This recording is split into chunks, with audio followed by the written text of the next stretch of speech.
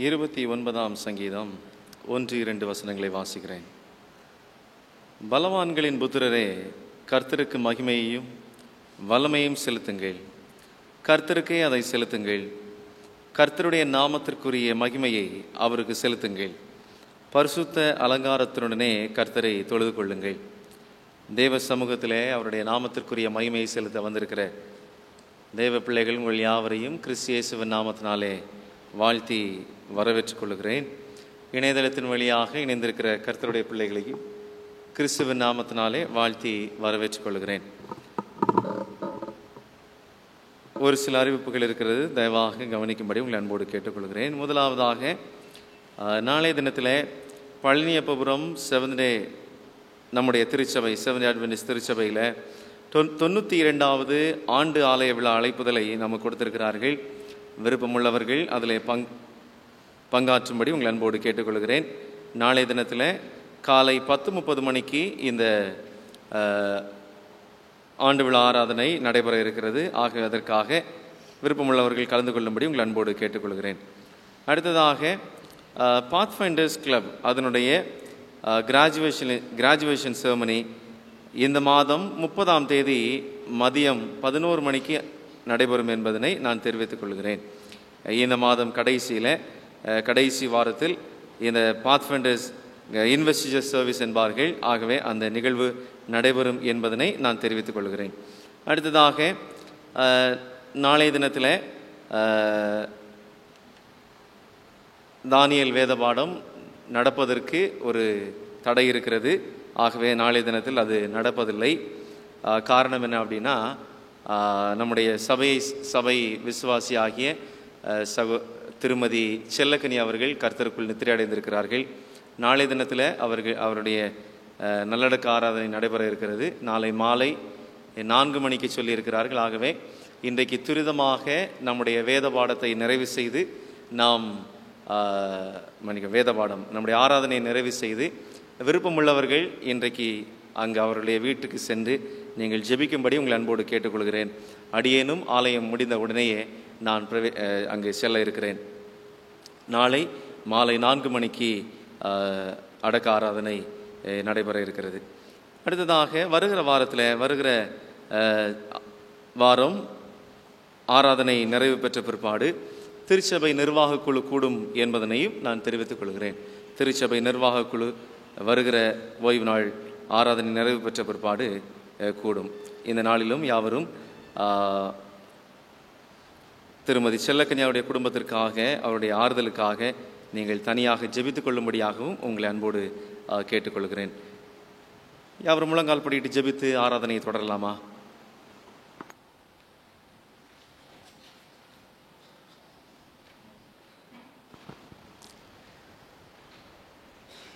உன்னதத்தில் வாசமாயிருந்து பூமியின் மண்மக்களாகிய எங்களை கண்ணோக்கி பார்க்கிற இரக்கமுள்ள பரமபிதாவே,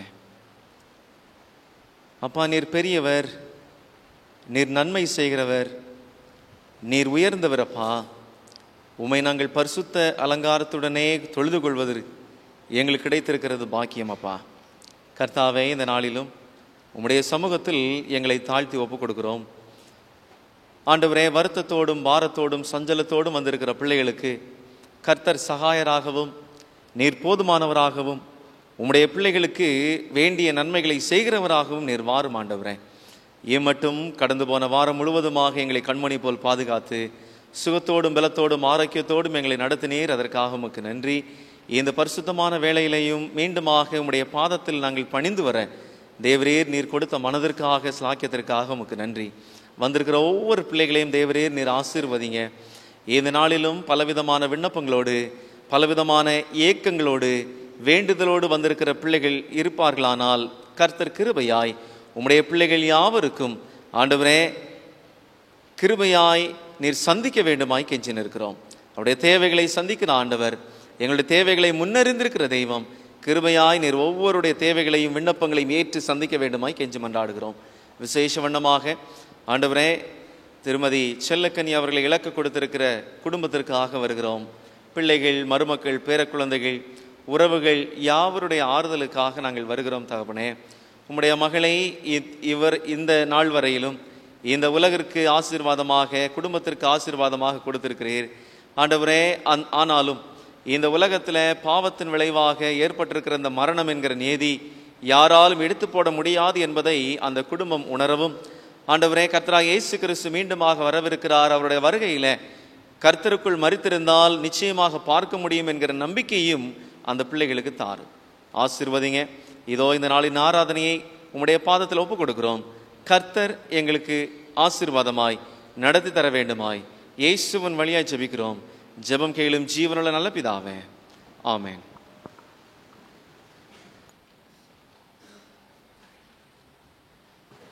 இந்த நேரத்திலும் நம்ம மத்தியில் விசேஷித்த விருந்தினர்கள் இருக்கிறார்கள். சகோதரர் சுரேஷ் பில்கா அவர்கள் இருக்கிறாங்க. அவர்களோடு கூட சேர்ந்து, if I'm not mistaken, elder Joel இஸ்ரேலோடைய குடும்பம் இருக்கிறாங்கன்னு நினைக்கிறேன். ரைட். அவர்களையும் கிறிஸ்துவின் நாமத்தினாலே வாழ்த்தி வரவேற்றுக் கொள்கிறேன்.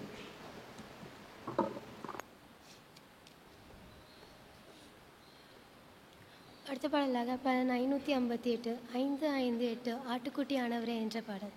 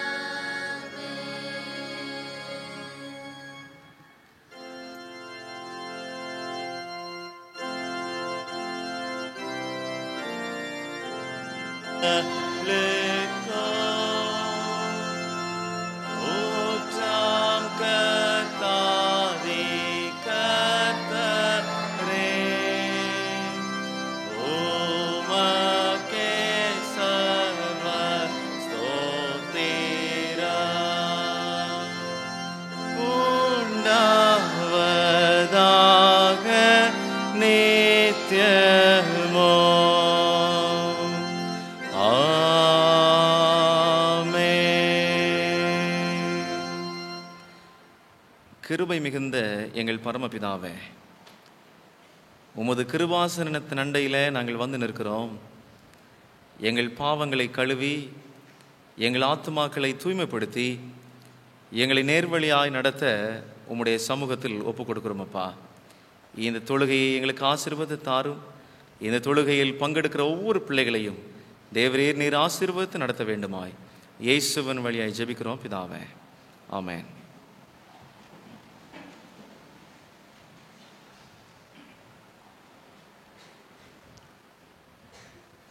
இந்த விசேஷ தெய்வீக ஆராதனைக்கு வந்திருக்கிற உங்கள் யாவரையும் இயேசு கிறிஸ்துவின் திருநாமத்தினாலே வரவேற்கிறோம்.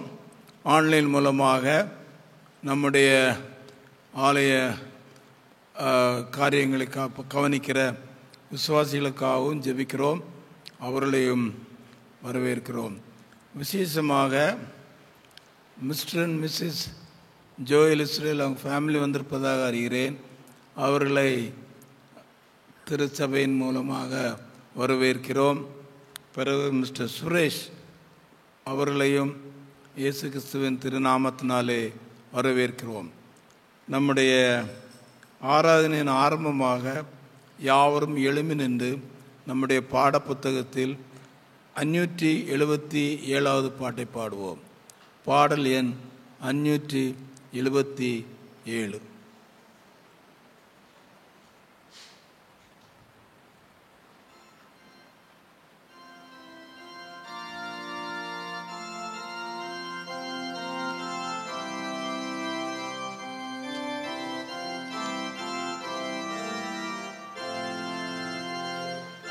உம்மை துதிக்கிறோம் யாவுக்கும் வல்ல பிதாவே, உம்மை பணிகிறோம் சுவாமி ராஜாதி ராஜாவே. உமது மகிமைக்காக கர்த்தா ஸ்தோத்திரம் சொல்லுகிறோமே.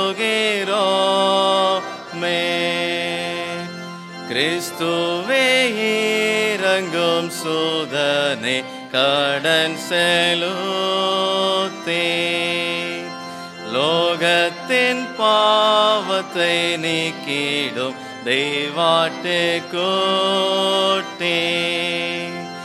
எங்கள் மனோ கேளும் பிதாவினது ஆசன தோழாயிரங்கோ.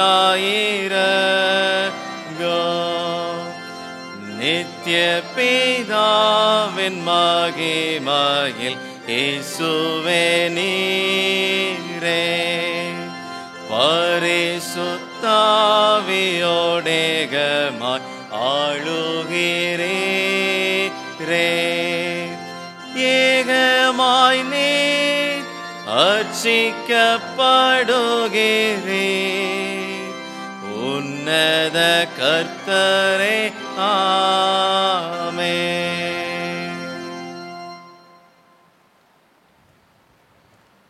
யாவரும் முழங்கால் படியிட்டு ஜெபம் செய்வோம்.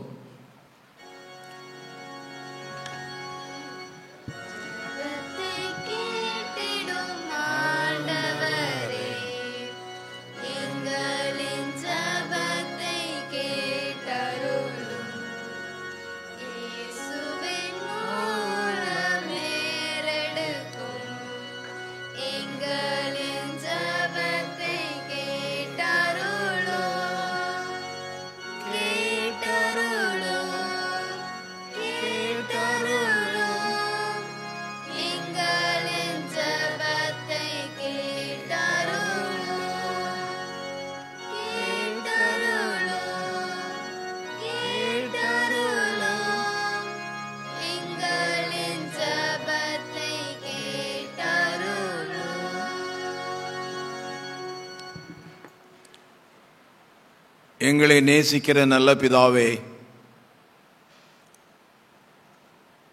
அடியார்கள் உம்முடைய கூடாரத்திலே வரவும் உம்மை துதித்து பாடவும் எங்களுடைய விண்ணப்பங்களை உமக்கு ஏற்கெடுக்கவும் உமது திருவசனத்தில் கேட்கவும் எங்களுக்கு கொடுத்த அந்த கிருபைக்காக உமக்கு நன்றி செலுத்துகிறோம். எத்தனையோ பேருக்கு கிடைக்காத இந்த தருணத்தை எங்களுக்கு தந்திருக்கிறீர், அதுக்காக சோஸ்திரம். இந்த ஆலயமானது உம்முடைய சித்தத்தினாலே இங்கே எஸ்டாப்ளிஷ் பண்ணப்பட்டு இவ்வளவு நாட்களும் அநேக ஆத்மாக்களை ஆதாயப்படுத்தி எங்களையும் இப்பொழுது உம்முடைய மந்தையில் சேர்க்க சித்தம் கொண்டு இருக்கிறது. அதுக்காக நன்றி செலுத்துகிறோம். எங்களுக்கு இந்த நாளை கூட்டி கொடுத்ததுக்காக சோஸ்திரம் செலுத்துகிறோம். அதுவும் ஒரு விசேஷமான ஓய்வு நாள். இன்றைக்கும் திருமகள் ஒரு மகள் தன்னுடைய ஆத்மாவை உமக்கு ஒப்புவிக்க தீர்மானம் எடுத்து ஞானஸ்நானம் எடுக்கப் போகிறாள். அவளுக்காக விசேஷமாக ஜெபிக்கிறோம். இங்கே வந்திருக்கிற ஒவ்வொருத்தருக்காக ஜெபிக்கிறோம்.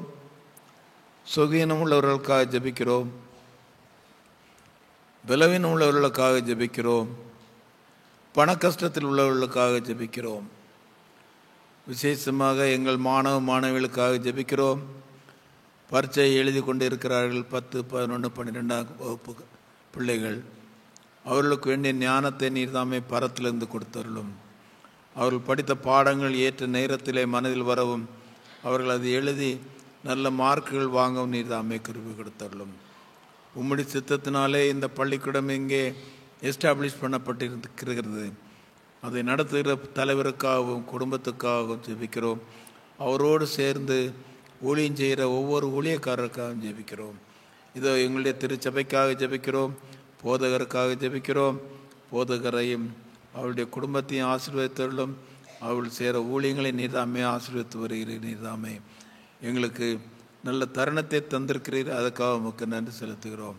இந்த நேரத்திலும் முதிய அவர்கள் இறந்திருக்கிறார்கள். அந்த குடும்பத்திற்காகவும் சாந்தத்துக்காக ஜெபிக்கிறோம். நாளைக்கு நடக்க போகிற பழனிப்புற 97வது ஆண்டு விழாவுக்காகவும் ஜெபிக்கிறோம். பரமபிதாவே, இதோ சுற்று வட்டார ஊர் மக்களுக்காக ஜெபிக்கிறோம். நாசரத், மூக்குப்பீரி, வெள்ளரிக்கா ஊரணி, கடையனுடைய நீர்தாமை மக்களை ஆசீர்வதித்து எங்களுக்கு கடந்த வாரத்திலே கொஞ்சம் மழையை தந்தீர். அதற்காக உமக்கு நன்றி செலுத்துகிறோம். நீர்தாமே சீக்கிரம் வாரும் பரமபிதாவே. நீர் வரும்பொழுது எங்களுக்கு துன்பமோ துக்கமோ வியாதியோ ஒன்றும் இல்லாமல் அநேக ஆத்மாக்களோடு நாங்கள் வர எங்களுக்கு கிருபை கொடுத்துள்ளோம். இப்பொழுதும் எங்கள் ஆலயத்திற்கு வந்திருக்கிற விசிட்டர்ஸ்க்காக ஜெபிக்கிறோம். அவர்கள் பிரயாணத்தை வாய்க்க செய்து அவர்களும் எங்களோடு சேர்ந்து இந்த ஆலயத்திலே இந்த வைபவத்திலே பங்கு பெற கிருபை கொடுத்ததுக்காக உமக்கு நன்றி செலுத்துகிறோம். கடைசியில் இப்படியாக நாங்கள் அநேக ஆத்மாக்களுடன் உம்முடைய ராஜ்யம் வந்து சேர எங்களுக்கு கிருபை கொடுத்துள்ள வேண்டும் என்று கர்த்தராகிய இயேசு கிறிஸ்து மூலம் மனத்தாழ்மையாய் வேண்டிக் கொள்கிறோம் பரமபிதாவே. ஆமேன்.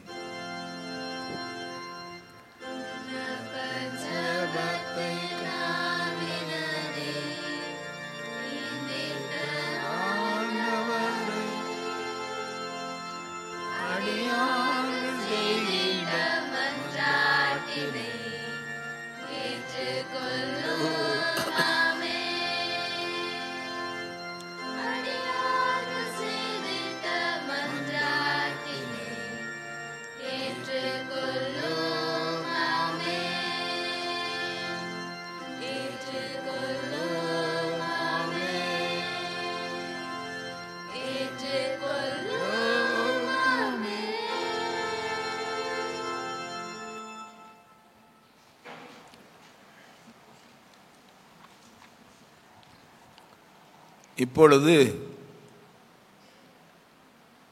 ஜெமீனாவும் ஜெஃப்ரினாவும் நமக்கு ஒரு விசேஷ பாட்டு பாடுவார்கள்.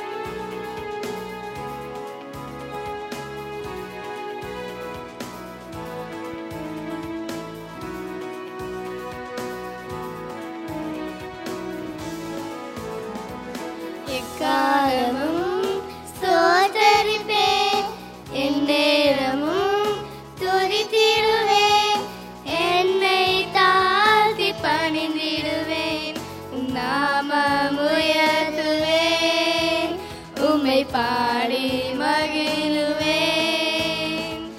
எக்காலமும் ஸ்தோத்தரிப்பேன், எந்நேரமும் துதித்திடுவேன், என்னை தாழ்த்தி பணிந்திடுவேன், நாமம் உயர்த்துவேன், உம்மை பாடி மகிழுவேன். நீ செய்ததை மறக்க கூடுமோ, இந்த வாழ்க்கை நீ தந்ததே. நீ செய்ததை மறக்க கூடுமோ, இந்த வாழ்க்கை நீ தந்ததே. உம்மை ருசித்தேன் நல்லவர் என்று, இன்னும் துதிப்பேன் நன்றியோடு. உம்மை ருசித்தேன் நல்லவர் என்று, இன்னும் துதிப்பேன் நன்றியோடு.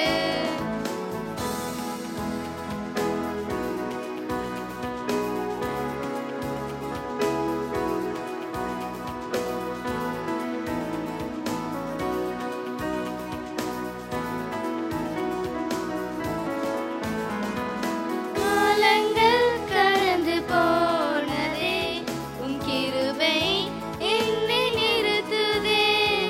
காலங்கள் கடந்து போனதே, உம் கிருபை என்னை நிறுத்துதே. இக்கட்டுக்கெல்லாம் விலக்கி உந்தன் மறைவில் வைத்திரே. இக்கட்டுக்கெல்லாம் விலக்கி உந்தன் மறைவில் வைத்திரே. நீ செய்ததை மறக்க கூடுமோ, இந்த வாழ்க்கை நீ தந்ததே. நீ செய்ததை மறக்க கூடுமோ, இந்த வாழ்க்கை நீ தந்ததே. உம்மை ருசித்தேன் நல்லவர் என்று, இன்னும் துதிப்பேன் நன்றியோடு. உம்மை ருசித்தேன் நல்லவர் என்று, இன்னும் துதிப்பேன் நன்றியோடு.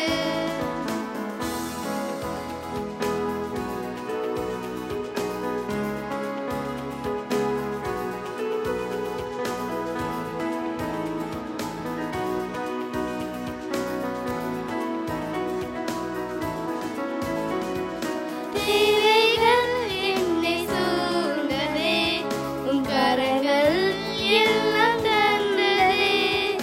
தேவைகள் என்னை சூழ்ந்ததே, உம் கரங்கள் எல்லாம் தந்ததே. எட்டாததை என் கையில் எடுத்து தந்தீர் இயேசுவே. எட்டாததை என் கையில் எடுத்து தந்தீர் இயேசுவே. நீ செய்ததை மறக்க கூடுமோ, இந்த வாழ்க்கை நீ தந்ததே. நீ செய்ததை மறக்க கூடுமோ, இந்த வாழ்க்கை நீ தந்ததே. உம்மை ருசித்தேன் நல்லவர் என்று, இன்னும் துதிப்பேன் நன்றியோடு. உம்மை ருசித்தேன் நல்லவர் என்று, இன்னும் துதிப்பேன் நன்றியோடு. எக்காலமும் ஸ்தோத்தரிப்பேன், எந்நேரமும் துதித்திடுவேன், என்னை தாழ்த்தி பணிந்திடுவேன், உம் நாமம் உயர்த்துவேன், உம்மை பாடி மகிழுவேன். எக்காலமும் ஸ்தோத்தரிப்பேன், எந்நேரமும் துதித்திடுவேன், என்னை தாழ்த்தி பணிந்திடுவேன், உம் நாமம் உயர்த்துவேன், உம்மை பாடி மகிழுவேன். நீ செய்ததை மறக்க கூடுமோ, இந்த வாழ்க்கை நீ தந்ததே. நீ செய்ததை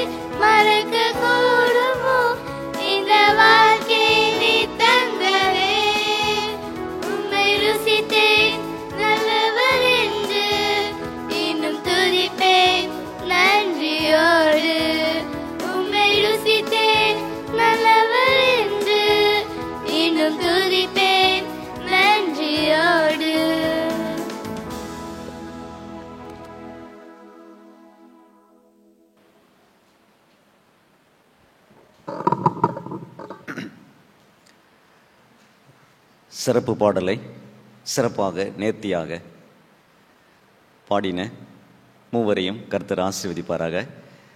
விசேஷமாக சிறப்பு விருந்தினராக பாடின சிறு குழந்தையை ரொம்ப தைரியம், அப்பா மாதிரி நினைக்கிறேன், ரொம்ப தைரியமாக பயம் இல்லாமல் கர்த்தர் ஆமாம் அங்கேருந்து உட்காந்துக்கிட்டு தேங்க்யூ மை குட்டி, கடவுள் உன்னை இன்னும் அதிகமாக ஆசீர்வதிப்பாராக. கொடுப்பதற்கான நேரம், கொடுங்கள் அப்பொழுது உங்களுக்கு கொடுக்கப்படும். அம்மிக்கு குலுக்கி சரிந்து போகும் அளவுக்கு நம்ம எப்படி கொடுக்குறோம்? பாக்கெட்டில் கையை விட்டு ₹1 தென்படுதா, அது கம்மியான காசு தென்படுதா அப்படின்னு கொடுக்குறோமா, அல்லது அமுக்கி குலுக்கி வழிகின்ற அளவிற்கு நம்ம கொடுக்குறோமா? கொடுங்கள் அப்பொழுது உங்களுக்கு கொடுக்கப்படும். தேவனுடைய ஊழியத்தை நம்மால் செய்ய முடியவில்லை என்றாலும் காணிக்கைகள் மூலமாக உடைய ஊழியத்தை தாங்குவதற்கான இது சரியான நேரம். தேவனுடைய பாதத்திலே படைப்பதற்காக வைத்திருக்கின்ற தசம பாகங்கள், பொருத்தனை காணிக்கைகள், பிறந்தநாள் காணிக்கைகள், வளர் காணிக்கைகள், இன்னும் இதர காணிக்கைகள் இருக்கும் என்று சொன்னால் தேவனுடைய பண்டக சாலையிலே பயபக்தியோடு வந்து படைப்போம். அப்பொழுது சபையின் செலவு காணிக்கை சேகரிக்கப்படும்.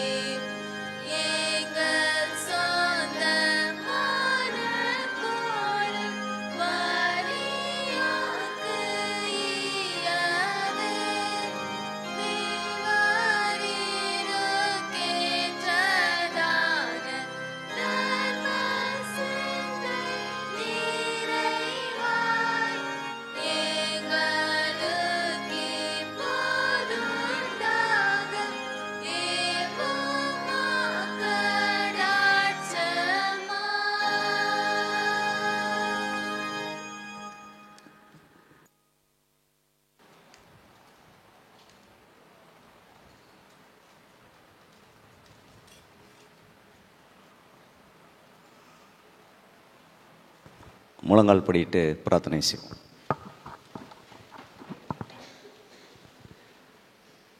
வல்லவரே, நல்லவரே, அதிசயமான எங்கள் பரிசுத்தமான பரலோகத்தின் தேவனே, எங்களை அதிசயமாகவும் அற்புதமாகவும் வழிநடத்தி வந்த எங்கள் அன்பின் பிதாவே, உமக்கு நன்றி தகப்பனே. உமக்கு நன்றி செலுத்தும் வண்ணமாக இந்த நாளிலே விசுவாச பிள்ளைகள் தசமபாகங்கள், பிறந்த நாள் காணிக்கை, பொருத்தனை காணிக்கைகள், வளர் காணிக்கைகள், சபையின் செலவு காணிக்கைகளை படைத்திருக்கின்றார்கள். படைத்த காணிக்கையை நீர் ஆசீர்வதித்து இது உம்முடைய ஊழியத்திற்கு பலமுள்ளதாய் விளங்கும்படியாகவும் அநேக ஆத்துமாக்களை உம்முடைய பாதத்திலே கொண்டு வருவதற்கு இந்த காணிக்கையை நீர் ஆசீர்வதித்து கொடுக்கும்படியாக நாங்கள் ஜெபிக்கின்றோம் ஐயா. பிள்ளைகள் என்ன நோக்கத்திற்காக படைத்தார்களோ, எந்த இடத்திலிருந்து எடுத்தார்களோ, அவைகளை முழுமையாக பெற்றுக்கொள்வதற்கு உம்முடைய கிருபையின் ஆசீர்வாதத்தின் வாசலின் கதவை ஒவ்வொரு பிள்ளைகளுக்கும் நீர் திறந்து கொடுக்கும்படியாக நான் ஜெபிக்கின்றோம். காணிக்கையை அங்கீகரித்தலும் ஆசீர்வதியும். இயேசுவின் நாமத்தில் ஜெபிக்கின்றேன் பரிசுத்தமுள்ள பரலோகத்தின் தேவனே, ஆமென்.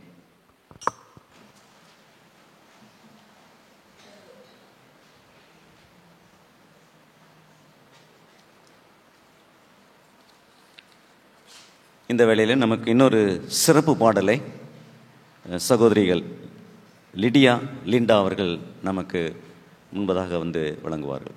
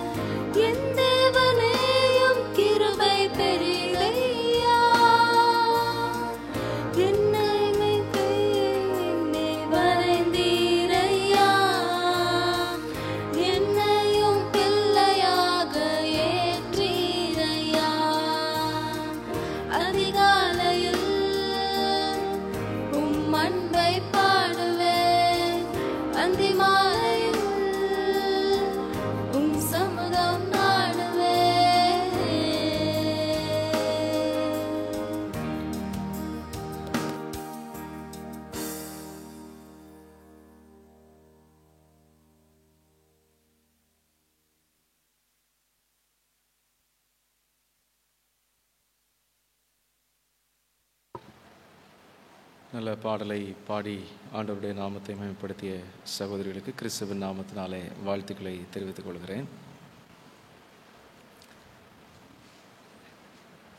இந்த நாளிலும்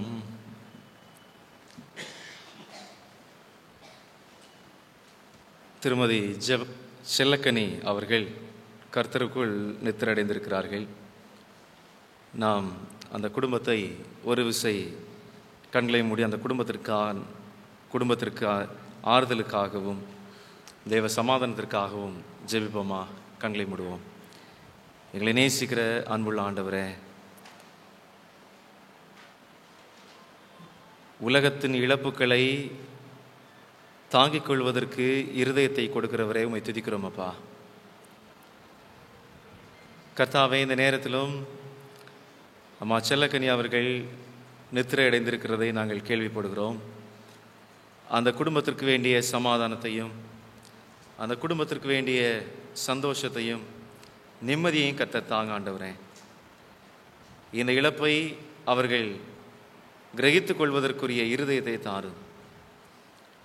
இந்த மீள முடியாத துக்கத்தை கடந்து வருவதற்குரிய சத்துவத்தை தேவன் தாரும் அப்பா. அந்த குடும்பத்தினரை தொடர்ந்து தேற்றி கிறிஸ்துவுக்குள் பலப்படுத்த சகாயம் செய்யும் ஆண்டவரே. ஆண்டவரே, நாங்கள் யாவரும் உம்மை தொழுது கொள்ள ஆலயத்தில் களி கூர்ந்திருக்கிறோம்.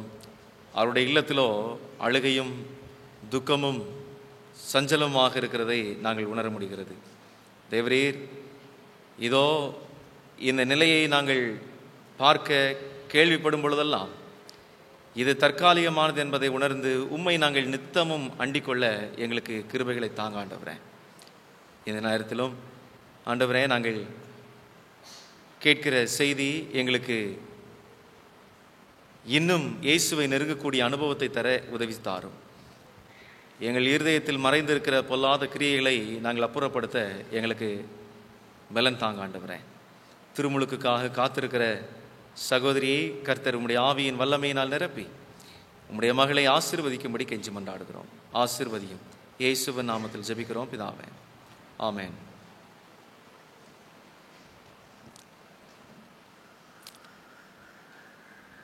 இவ்வுலக வாழ்க்கையில ஆண்டவர் எந்த மனிதனை எப்பொழுது உயர்த்துகிறார் என்று எந்த மனிதனாலும் கணிக்க முடியாது. நான் ஸ்பைசர் கல்லூரியில் படித்து முடித்த பிற்பாடு அந்த கடைசி காலகட்டத்தில் ஒரு பாத்ஃபைண்டர் கேம்பரிக்கு போகிறதற்கான வாய்ப்பு கிடைத்தது. அது ரூர்க்கியில். அந்த ரூர்க்கி அட்வென்டிஸ் கல்லூரியில் பள்ளியும் இருக்கிறது, கல்லூரியும் இருக்கிறது. அங்கே போய் அந்த கேம்பரில் அட்டன் பண்ணும் பொழுது பல தலைவர்களை நான் பார்த்தேன். அப்போ யார் யார் என்ன தலைவர்கள் எங்கு அமர்த்தப்பட்டிருக்கிறார்களோ எதுவுமே தெரியாது. ஆனால் தென்னாசிய மண்டலத்திலிருந்து பல தலைவர்கள் வந்திருந்தார்கள். அந்த தலைவர்களில் சிலர் முக்கியமானவர்கள் நடுவாக, கொஞ்சம் முக்கியத்தில் குன்றியவர்கள் அப்படி அப்படி அப்படி தள்ளி தள்ளி தள்ளி போய் அந்த கூட்டத்தில் ரொம்பவும் குறைவான தகுதியில் இருக்கிறவங்க கடைசியில் போய் உட்கார வைப்பாங்க. இதுதான் நம்முடைய வழக்கம், அப்படி தானே வழக்கம். அதில் ஒரு ஓரத்தில் உட்கார்ந்துருந்தார். அவர் தான் அந்த நார்த் இந்தியன் யூனியனுக்கு ஒன்றியத்திற்கு தலைவராக இருந்தார். அவர் தான் அந்த இருந்த கூட்டத்திலேயே குன்றிய பொறுப்பாளி அப்படின்னு வச்சுக்கலாம். திடீரென்று கொஞ்ச நாட்கள் கழித்து பார்த்தா அவர் தென்னாசிய மண்டலத்தினுடைய தலைவரானார். இப்பொழுது இருக்கிற போதகர் எஸ்ரா லக்ரா. ஒரு விஷயம் மட்டும் உண்மை, மனிதனை ஆண்டவர் எப்பொழுது உயர்த்துகிறார், எப்பொழுது உயர்த்தப்பட்ட மனிதனை தாழ்த்துகிறார் என்பதை மனிதன் ஒருபோதும் அறியாதிருக்கிறான். வேதாகமத்தில் உயர்வடைந்தும் உயிரை விட்ட ஒரு மனுஷனை பற்றி இந்த நாளில் பார்க்க போகிறோம். நேற்றைய தினத்தில் நான் படித்தோம். எஸ்தர் புஸ்தகத்திலிருந்து ஒரு சில வேத பகுதிகளை தியானித்து அதிலிருந்து ஒரு பாடத்தை படித்தோம். தொடர்ச்சியாக நம்ம படிக்க போகிறோம்.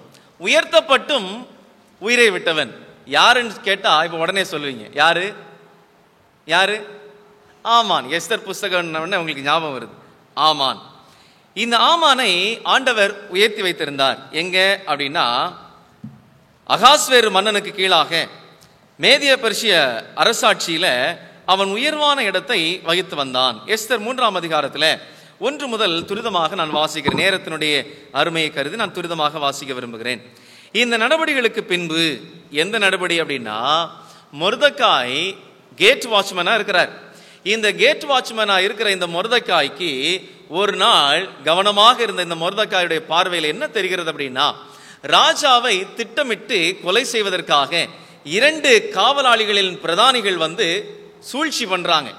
இந்த சூழ்ச்சி யாருடைய செவிகளில் விழுகிறது அப்படின்னா, இந்த மொர்தெக்காயுடைய செவிகளில் விழ இந்த மொர்தெக்காய் ரகசியமாய் தன்னுடைய குடும்பத்தில் ஒரு நபரான எஸ்தர் இடத்துல சொல்லி, அந்த எஸ்தர் மன்னருக்கு சொல்லி அந்த மிகப்பெரிய பிளாட், மிகப்பெரிய சதி திட்டத்திலிருந்து மன்னன் காக்கப்பட்டான். இது விசாரணைக்கு வருகிறது. விசாரித்ததுல ஆம் உண்மைதான் என்றறிந்து இருவருக்கும் தண்டனை கொடுத்திருக்கிறார்கள். இது ஒரு பக்கம் இருந்தது. ஆனா இதெல்லாம் முடிந்த பிற்பாடு ஆமான் என்னும் மனுஷனை ராஜா என்ன செய்கிறார் அப்படின்னா, அவனை உயர்வான ஸ்தலத்தில் ஏற்படுத்துகிறார். இந்த நடவடிக்கைகளுக்கு பின்பு ராஜாவாகிய அகாஸ்வேரு அம்மோதாத்தின் குமாரனாகிய ஆமான் என்னும் ஆகானியனை மேன்மைப்படுத்தி தன்னிடத்தில் இருக்கிற சகல பிரபுக்களுக்கும் மேலாக அவனுக்கு ஆசனத்தை உயர்த்தி வைத்தான். ஆகையால் ராஜாவின் அரண்மனை வாசலில் இருக்கிற ராஜாவின் ஊழியக்காரர் எல்லோரும் ஆமானை வணங்கி நமஸ்கரித்து வந்தார்கள். அவனுக்கு இப்படி செய்ய வேண்டும் என்று ராஜா கட்டளையிட்டிருந்தான். ஆனாலும் மொர்தெக்காய் அவனை வணங்கவில்லை, நமஸ்கரிக்கவும் இல்லை. அப்பொழுது ராஜாவின் அரண்மனை வாசலில் இருக்கிற ராஜாவின் ஊழியக்காரர் மொர்தெக்காயை பார்த்து, நீ ராஜாவின் கட்டளையை மீறுகிறது என்ன என்று கேட்டார்கள். இப்படி அவர்கள் நாளுக்கு நாள் அவனுடனே சொல்லியும் அவன் தங்களுக்கு செவிகொடாத போது தான் யூதன் என்று அவன் அவர்களுக்கு அறிவித்திருந்தபடியால் மொர்தெக்காயின் சொற்கள் நிலை நிற்குமோ என்று பார்க்கிறதற்கு அதை ஆமானுக்கு அறிவித்தார்கள். ஆமான் மொர்தெக்காய் தன்னை வணங்கி நமஸ்கரிக்காததை கண்டபோது மூர்க்கம் நிறைந்தவனானான். ஆனாலும் மொர்தெக்காயின் மேல் மாத்திரம் கைபோடுவது அவனுக்கு அற்ப காரியமாக கண்டது.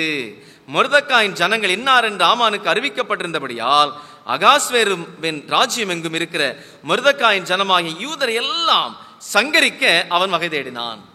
சம்பவம் என்ன அப்படின்னா, இந்த ஆமான் ராஜாவுக்கு அடுத்தபடியான நிலையில ஏற்படுத்தப்பட்டிருக்கிறான். இப்போ அவன் ஏற்படுத்தப்பட்ட நிலையில ராஜாவுடைய கட்டளை என்ன அப்படின்னா, இந்த ஆமானுக்கு வணக்கம் செலுத்த வேண்டும், அவனை நமஸ்கரிக்க வேண்டும், அவனை வணங்க வேண்டும் என்பது ராஜாவுடைய கட்டளை. இப்போ இதை எல்லாரும் அனுசரித்து வந்தார்கள். ஆனா அந்த கேட் வழியா இந்த ஆமான் பிரயாணம் பண்ணும்போது மட்டும், ஆமான் உள்ளே போகும்பொழுதும் வெளியே வரும்பொழுதும் இந்த ஆமானுடைய ஊழியக்காரர் பார்க்கிறாங்க, இந்த மொர்தெக்காய் திமிருத்தனமா ஏறி நிக்கிறார். குட் மார்னிங் சொல்றது இல்ல, குட் ஈவினிங் சொல்றது இல்ல, அவன் அப்படியே நிக்கிறான்.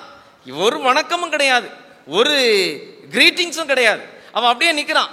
இதை பார்த்து காவலாளர்கள், என்னையா நீ ராஜாவுடைய கட்டளை நீ மீறுகிற அப்படின்ன உடனே இந்த ஆமான் சொல்றாரு, ஐயா நான் யூதன் அப்படின்ன உடனே, இது ஆமானுடைய பார்வையில இந்த வார்த்தை பிளக்குமோ என்னமோ தெரியல, ஆனால் நாங்க சொல்றோம் ஆமான் சொல்ல உடனே அப்படியா அப்படின்னு ஆமான் வந்து பார்க்கிறார். திருப்பி போகும் பொழுது பார்க்க இவன் அப்படியே நிக்கிறதை ஆமான் காண்கிறான். கண்ட மாத்திரத்தில் வேதம் சொல்கிறது, ஆமான் மொர்தெக்காய் தன்னை வணங்கி நமஸ்கரிக்காததை கண்டபோது மூர்க்கம் நிறைந்தவனானான். மூர்க்கம்னா என்ன? மூர்க்கம்னா என்ன கிப்சன்? மூர்க்கம்னா என்ன? ஆமா, பொன்ராணி அம்மா சொல்றாங்க, கோபத்தின் உச்சகட்டம் அப்படின்னா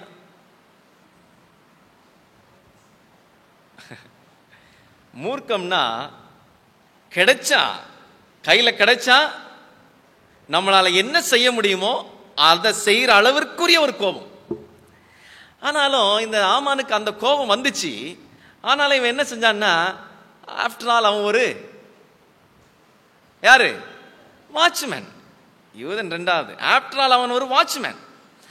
அவனை போய் அடிச்சு துன்புறுத்தி ஏன் நீ கிரீட் பண்ணலன்னு கேட்கறது எனக்கு பெரிய விஷயம் கிடையாது. ஆனா ஒரு விஷயம் நான் என்ன செய்யணும்னா, அவனை மட்டும் இல்லை, அவனையும் அவனுடைய குடும்பத்தினரையும் அவனுடைய இனத்தாரையும் யாவரையும் நான் தீர்த்து கட்டணும்னு சொல்லி அவன் திட்டம் தீட்டி வகை தேடி கொண்டு அவன் போனான்.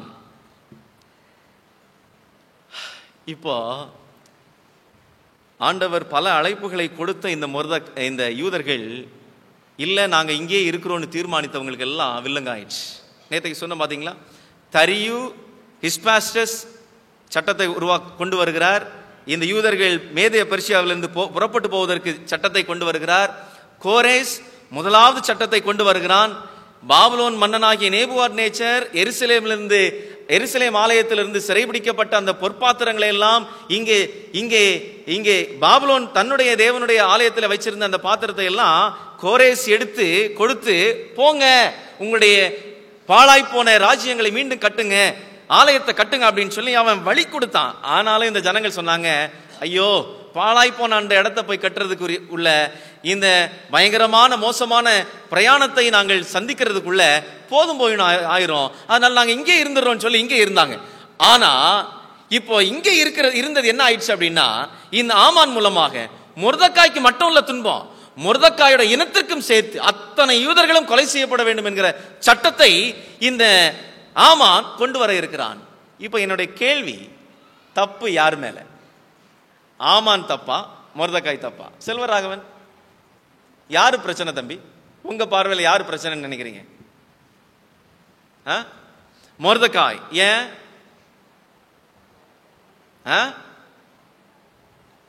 சத்தமா சொல்லுங்க. ராஜா வரும்போது வணங்க சொன்னாங்க, ஆனா மொர்தெக்காய் வணங்கல. ரைட், அப்படிதானே? ராஜாவுடைய அவன் ராஜா ஆமான் ராஜா அல்ல, ராஜாக்கு அடுத்த ஸ்தானத்தில் இருந்த ஒரு அதிகாரி, பிரைம் மினிஸ்டர்னு வச்சுக்கலாம்.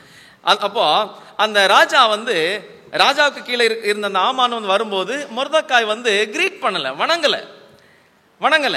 ஆனா பைபிள் என்ன சொல்லுது? பைபிள் என்ன சொல்லுது? மேலான அதிகாரங்களுக்கு என்ன செய்யணும்? கீழ்ப்படியணும் அப்படின்னு சொல்லுது. ரோமர்கள் நிருபம் 13ஆம் அதிகாரத்துல, ரோமர் 13ஆம் அதிகாரத்துல 1, 2, 3 வாசிக்கும் போது, எந்த மனுஷனும் மேலான அதிகாரம் உள்ளவர்களுக்கு கீழ்ப்படிய கடவன், ஏனென்றால் தேவனாலே அன்றி ஒரு அதிகாரமும் இல்லை, உண்டாகியிருக்கிற அதிகாரங்கள் தேவனால நியமிக்கப்பட்டிருக்கிறது. ஆதலால் அதிகாரத்திற்கு எதிர்த்து நிற்கிறவன் தேவனுடைய நியமத்திற்கு எதிர்த்து நிற்கிறான். அப்படி எதிர்த்து நிற்கிறவர்கள் தங்களுக்கு தாங்களே ஆக்கினை வருவித்துக் கொள்கிறார்கள். இப்போ மொர்தெக்காய் இந்த வேதவசனத்தின் அடிப்படையில் மொர்தெக்காயை பார்க்கும்போது அவனுக்கே சூனியம் வச்சுக்கிட்டான், அப்படிதான் நம்ம சொல்லுவோம். அவன் தலையில அவனே மண்ணெண்ணி போட்டுக்கிட்டான். அந்த அளவிற்கு இந்த மொர்தெக்காய் நடந்து கொண்டான். இப்ப 3வது வசனம் சொல்லுகிறது, மேலும் அதிகாரிகள் நற்கிரியைகளுக்கு அல்ல துர்க்கிரியைகளுக்கே பயங்கரமாக இருக்கிறார்கள். ஆகையால் நீ அதிகாரத்திற்கு பயப்படாதிருக்க வேண்டுமானால் நன்மை செய், அதனால் உனக்கு புகழ்ச்சி உண்டாகும். இத வசனத்தை வாசித்து பார்க்கும்போது இந்த மொர்தெக்காய் ஏன் இந்த ஆமானை சற்று வணங்கி இருக்கலாம், நமஸ்கரிச்சிருக்கலாம், அவனை ஏன் கோபப்படுத்தி இருக்கணும்? அவனுக்கு கொடுக்க வேண்டிய கனத்தையும் அவனுக்கு கொடுக்க வேண்டிய புகழையும் கொடுத்திருந்தா இந்த மொர்தெக்காய் மட்டுமல்ல, மொர்தெக்காயோட இனமே காப்பாற்றப்பட்டிருக்கும். இப்ப அத்தனை பேரும் முகமுகமாக மரணத்தை சந்தித்துக் கொண்டிருக்கிறாங்க. எப்ப வேண்டாமாலும் கொல்லப்படலாம். நாட்களையும் குறிச்சிட்டாங்க. ப்ராஃபெட்ஸ் அண்ட் கிங்ஸ், தீர்க்கதரிசிகளும் ராஜாக்களும் புஸ்தகத்தில் பக்கம் 600 வாசிக்கிறேன். மொர்தெக்காய் had done Haman no harm. எந்த ஒரு தீங்கும் மொர்தெக்காய் ஆமானுக்கு இழைக்கவில்லை. But had simply refused to show him, நல்ல கவனிங்க, but had simply refused to show him worshipful reverence. என்னவா? தொழுகைக்குரிய பயபக்தி, வணக்கத்திற்குரிய மரியாதை. தொழுகைக்குரிய பயபக்தி அப்படின்னு சொன்னா ஒரு மனுஷனுக்கு கொடுக்கக்கூடிய பயபக்தி அல்ல, மரியாதை கிடையாது.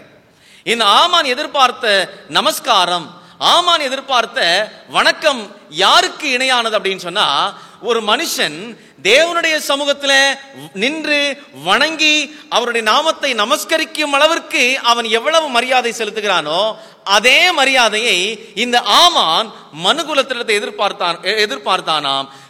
மேதிய பெர்சிய ராஜ்யத்தில் இருந்த அத்தனை அதிபதிகளும் அத்தனை ஜனங்களும் இந்த ஆமானை தெய்வத்தை வணங்குவது போல வணங்கினாங்களாம். எவ்ரிபாடி. அந்த மேதிய பெர்சிய ராஜ்யத்தில் அத்தனை பேரும் இந்த ஆமானை தேவனை வழிபடுவது போல, தேவனை வணங்குவது போல, தேவனுக்கு மகிமை செலுத்துவது போல நமஸ்கரித்து அவனுடைய வார்த்தைகளுக்கு செவிசாய்த்து வந்தார்கள் அத்தனை பேரும். ஆனா இந்த ஒரு மனுஷன், ஜஸ்ட் ஒன் மேன், இந்த ஒரு மனுஷன், இந்த மொர்தெக்காய் மட்டும் அவன் துணிஞ்சு நின்றான். நம்ம பார்வைக்கு இந்த மொர்தெக்காய் சும்மா கிரீட்டிங்ஸ் பண்ணிட்டு அவன் போயிருக்கலான்னு தோணுது. ஆனா மொர்தெக்காய் he represented the living God in a pagan world. அஞ்ஞான உலகத்துல மெய்யான தேவனுக்கு ஒரு பிரதிநிதியாக அந்த இடத்துல அவன் நின்றான், தனி மனிதனாக. Just one. அவன் யாரை பொருட்படுத்தல, ஆமான் எவ்வளவு உயர்ந்தவன் என்பதை அவன் பொருட்படுத்தல. அவன் துணிச்சலோடு ஆமானுடைய கட்டளைக்கும் ஆமான் தனக்கு வணங்க வேண்டும் என்கிற அந்த விருப்பத்திற்கும் அவன் எதிர்த்து நின்றான் இந்த மொர்தெக்காய். இந்த கடைசி காலத்துல God calls each of us to be a modern Mordecais.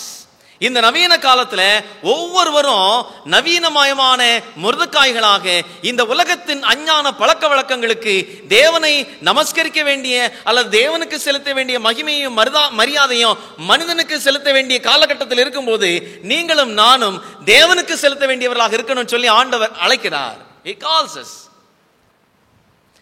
நம்ம அடிக்கடி கற்றுக்கொண்டிருக்கிறோம், ஒவ்வொரு முறையும் நம்ம தேவனுக்கு பிரியமான நாளில தேவனுக்கு பிரியமான வழியில நாம் ஆராதிக்கும் போது we become the followers of God. தேவனுடைய பின்னடியார்களாக அல்ல தேவனை தொழுது கொள்கிறவர்களாக தேவனுக்கு மரியாதை செலுத்துகிறவர்களாக மாறுகிறோம்.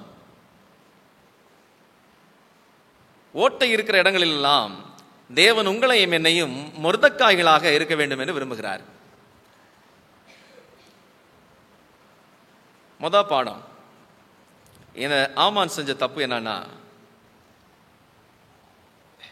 Haman misused God given authority that which led him to destruction. இந்த ஆமான் தேவன் கொடுத்த அதிகாரத்தை தவறாக பயன்படுத்தினான். ஆமானுக்கு பிரஸ்டீஜ் இருந்துச்சு, கௌரவம். ஏன்னா ராஜாவுக்கு அடுத்தது ராஜாவுடைய கட்டளை. இந்த ஆமான் எங்க போனாலும் ஜனங்கள் எல்லாம் அவனை வணங்கணுன்றது ராஜாவுடைய கட்டளை. அது மாத்திரம் அல்ல, இந்த ஆமான் சொல்லுகிறதை யாரும் துணிச்சலோடு ராஜாவிடத்தில் போக முடியாது. ராணி கூட ராஜஸ்தானத்துல தகுதி அந்த அப்பாயின்மெண்ட் இல்லாம ராஜாவுடைய அனுமதி இல்லாம போய் நிற்க முடியாது.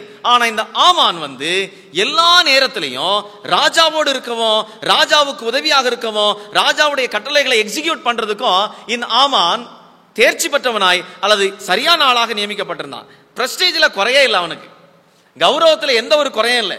பவர் வல்லமையில அவனுக்கு பிரச்சனையே கிடையாது, எந்த ஒரு பிரச்சனையும் கிடையாது. பொசஷன் செல்வங்களுக்கு அவனுக்கு ஒன்றுமே பிரச்சனை கிடையாது, எல்லாம் இருந்துச்சு. அவன் சொல்ல அங்க நடக்கும், அந்த விதமாக இருந்துச்சு. ஆனா ஆமான் சந்தோஷம் இல்லாம இருந்தான். காரணம் என்ன தெரியுமா? He was unhappy simply because one Jewish man refused to bow down to him. ஒரு மனுஷன் அவனுக்கு தலை வணங்குவதற்கு, ஒரு மனுஷன் அவனுக்கு மரியாதை செலுத்துவதை குறித்து அவன் சந்தோஷம் இல்லாத இருந்தானா. Number 2, vengeance and hatred. பழி வாங்குதலும் hatred.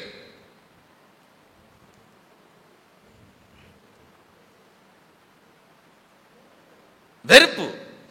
பழி வாங்குதலும் வெறுப்பும் இந்த ஆமான் இந்த மனுஷன் மேலே காண்பித்தான். இவன் மேல மட்டும் கிடையாது.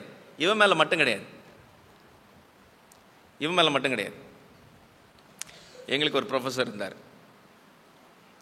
அப்போ அந்த ப்ரொஃபஸரை பார்க்கும்போதே நாங்கள் போகும்பொழுது எங்களை மிரட்டி தான் உள்ள அனுப்புகிறாங்க.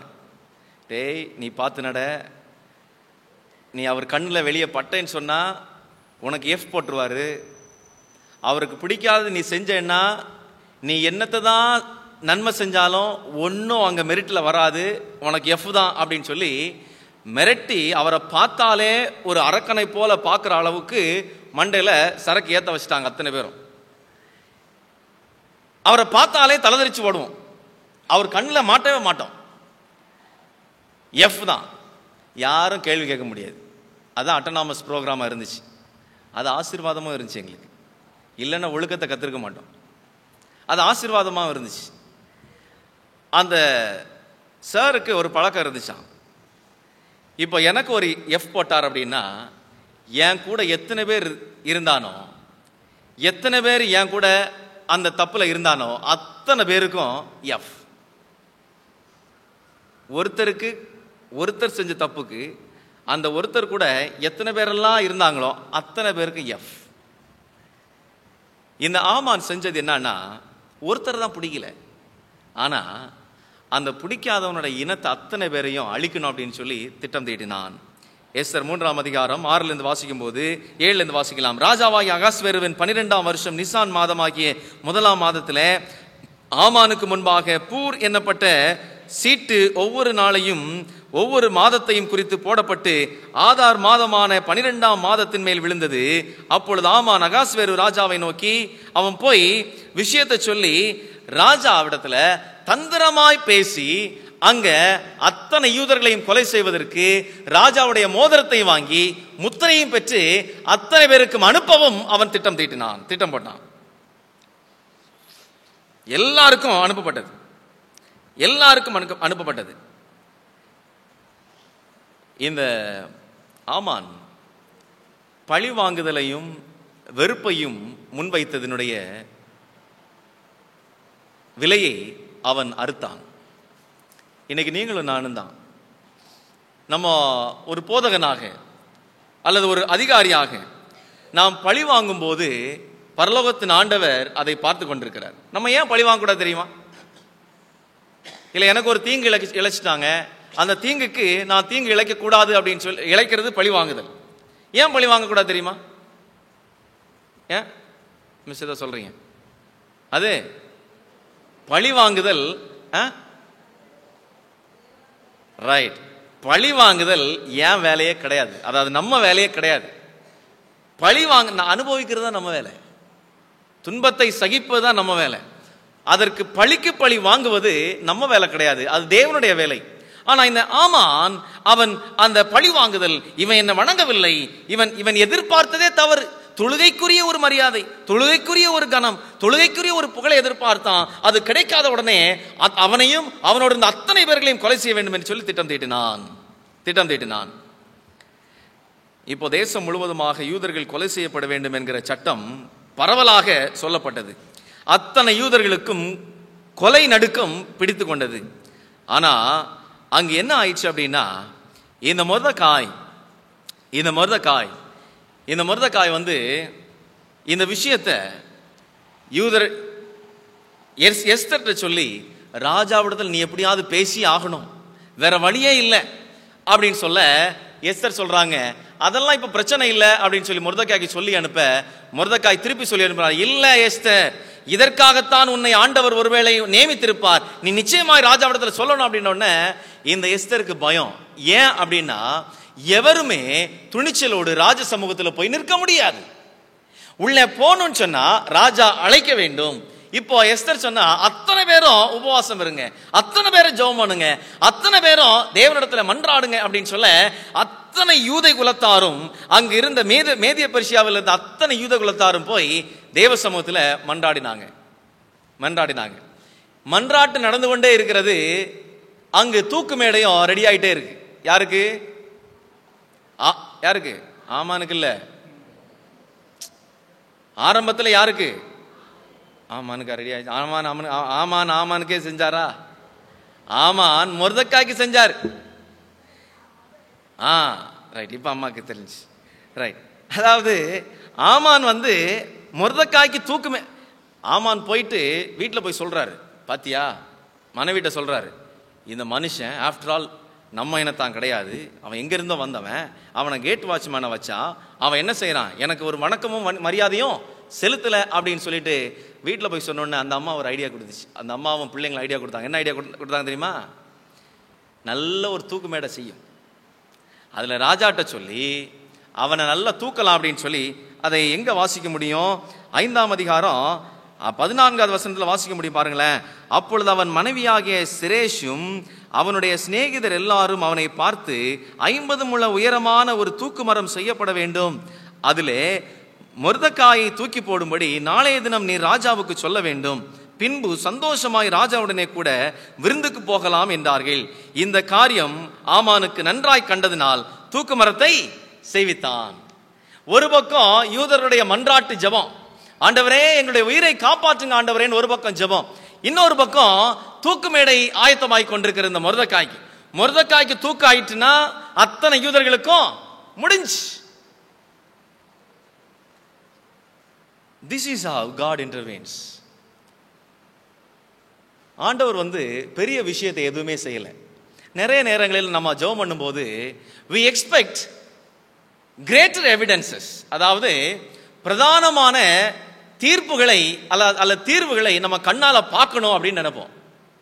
உதாரணத்துக்கு நமக்கு ஒரு எதிரி இருந்தான்னா அவன் நாசமா போனோம் அப்படின்னு நம்ம நினைப்போம். இது நம்முடைய எண்ணம், அப்படிதான் மனுஷிக எண்ணம். நமக்கு ஒரு தீங்கு இழைத்தாங்களா அவங்க உருப்படவே கூடாது, அது நம்முடைய நம்முடைய நம்முடைய மனுஷிக எண்ணம். ஆனா நம்ம விண்ணப்பம் பண்ணணும்னு சொன்னா ஆண்டவருடைய பதிலே வேற விதமா இருக்கும். இப்ப யூதர்கள் எல்லாம் தங்களுடைய உயிருக்கு பயந்து அவங்க விண்ணப்பம் பண்றாங்க. விண்ணப்பம் பண்ணும்பொழுது ஆண்டவர் ஒரு பதில் கொடுத்தார். என்ன பதில் தெரியுமா? துல்லியமா யாராவது சொல்ல முடியுமா என்ன பதில் கொடுத்தார்? சிம்பிள் பிரேயர், ஹெவி பிரேயர், வெயிட்டான பிரேயர், ஆனா சிம்பிள் ஆன்சர், எளிமையான ஒரு ஆன்சர் கொடுத்தார். ஒன்னும் இல்ல, ராஜாவுக்கு ராத்திரி தூக்கம் வரல. அங்கதான் டர்னிங் பாயிண்ட். யூதர்கள் எல்லாரும் ஜெபம் பண்றாங்க. எஸ்தரோட சேர்ந்து அந்த ராணியுடைய தாதிமார்கள் எல்லாம் உட்கார்ந்து சாப்பிடாம அங்க கவலையோடு துக்கத்தோடு உட்கார்ந்து கண்ணீர் விட்டு அழுது உபவாசிக்கிறாங்க, அழுகுறாங்க, புலம்புகிறார்கள். எல்லாம் அப்படியே நடந்து கொண்டிருக்கிறது. தூக்கு மேடையும் இங்க ரெடி ஆயிடுச்சு. ஆனா ஆண்டவர் அன்றைக்கு ராத்திரி என்ன பண்ணார் அப்படின்னா, அந்த ஜெபத்திற்கு அத்தனை பேருடைய உபவாசத்திற்கும் தேவன் கொடுத்த சிம்பிள் ஆன்சர் என்னன்னா, ராஜாவுக்கு தூக்கம் வரல. ராஜாவுக்கு தூக்கம் வரல. ராஜா என்ன பண்ணார் தெரியுமா? ராஜா என்ன பண்ணார்னா, அன்று ராத்திரியில 6ஆம் அதிகாரம், அந்த ராத்திரியில ராஜாவுக்கு நித்திரை வராதபடியினால் கால வர்த்தமானங்கள் எழுதியிருக்கிற நடபடி புஸ்தகத்தை கொண்டு வர சொன்னான். அதை ராஜ சமூகத்தில் வாசிக்கப்பட்டது. அப்பொழுது வாசற் காவலாளரில் ராஜாவின் 2 பிரதானிகளாகிய பிஸ்தானாவும் தேரேசும் ராஜாவாகிய அகாஸ்வேருவின் மேல் கை போட பார்த்த செய்தியை மொர்தெக்காய் அறிவித்தான் என்று எழுதியிருக்கிறது வாசிக்கப்பட்டது. அப்பொழுது உடனே ராஜா வாசித்த மாத்திரத்துல ராஜாவுக்கு, அப்பொழுது ராஜா இதற்காக மொர்தெக்காய்க்கு கனமும் மேன்மையும் செய்யப்பட்டதா என்று கேட்டான். ஆனா ஆக்சுவலி என்ன செய்யப்பட்டிருக்குது? 5ஆம் அதிகார கடைசி வசனத்துல வாசிக்கிறோம். கடைசி பகுதியில இந்த காரியம் ஆமானுக்கு நன்றாய் கண்டதினால் தூக்கு மரத்தை செய்வித்தான். ஆனா இப்ப ராத்திரியிலேயே ராஜா ஆமானத்தை என்ன கேட்கிறாருன்னா, இதற்கு மொர்தெக்காய்க்கு கனமும் மேன்மையும் செய்யப்பட்டதா? ஒருவேளை ஆமான்ட்ட கேட்டிருந்தா ஆமான் சொல்லியிருப்பான், இல்ல தூக்கு மேடை செய்யப்பட்டிருக்கு அப்படின்னு சொல்லியிருப்பான், மனசுல நினைச்சிருப்பான் இல்ல. அதற்கு ராஜாவை சேவிக்கிற ஊழியக்காரர் அவனுக்கு ஒன்றும் செய்யப்படவில்லை என்று சொன்னார்கள். இந்த சூழ்நிலையில ஆமான் சந்தோஷமா தூக்கு மேடையெல்லாம் செஞ்சுட்டு, மனைவி தன்னுடைய நண்பர்கள் பிள்ளைகள்லாம் சொன்னதுக்கு தூக்கு மேடையெல்லாம் செஞ்சுட்டு, இந்த என்னை வணங்காமலும் என்னை நமஸ்கரிக்காமலும் போனவனை அவனையும் அவனுடைய வேரையும் இந்த ராஜ்யத்தை விட்டு அழிக்கிறேன் அப்படின்ற சந்தோஷத்தோட அவன் இருந்த நேரத்தில் 4வது வசனத்தை வாசிக்கிறேன். ஆமான் தான் செய்த தூக்கு மரத்திலே மொர்தெக்காய் தூக்கி போட வேண்டும் என்று ராஜாவிடத்தில் பேசும்படி ராஜா அரண்மனையின் வெளிமுற்றத்தில் வந்திருந்தான். அவன் ஆயத்தம் பண்ணி அந்த தூக்கு மேடையில தூக்கு மாற்றுறதுக்காக ராஜாவிடத்துல சொல்றதுக்கு, மொர்தெக்காய் பத்தி சொல்றதுக்கு வந்திருந்தான். யோசிச்சு பாருங்களேன், ராஜாவுக்கு ராத்திரி தூக்கம் வந்திருந்தா,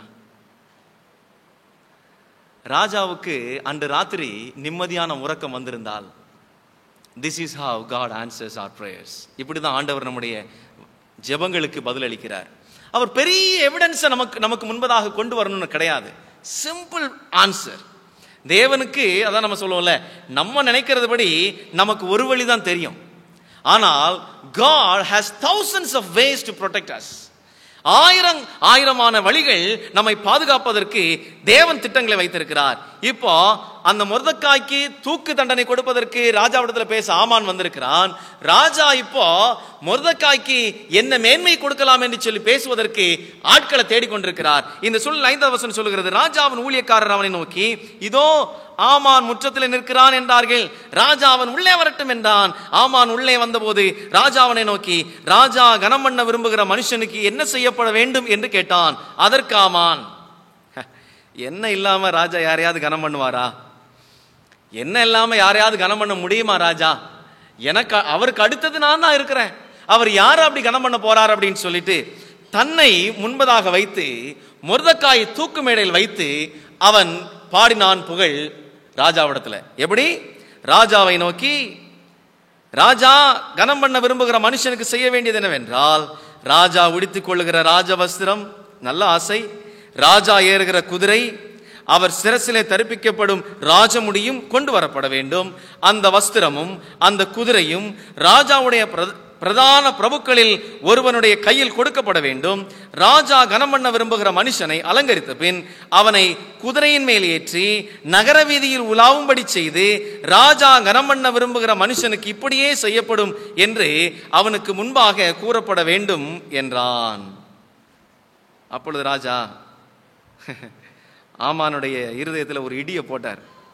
சீக்கிரமாய் நீ சொன்னபடி வஸ்திரத்தையும் குதிரையையும் கொண்டு போய் ராஜா அரண்மனையில் வாசலில் உட்கார்ந்திருக்கிற யூதனாகிய மொர்தெக்காய்க்கு அந்த பிரகாரம் செய், நீ சொன்ன எல்லாவற்றிலும் ஒன்றும் தவறாதபடி பார் என்றான். கொஞ்சம் முன்னாடிதான் ராஜாவிடத்துல யூதர்களை கொலை செய்வதற்காக திட்டத்தையும் அவன் வகுக்கிறான்.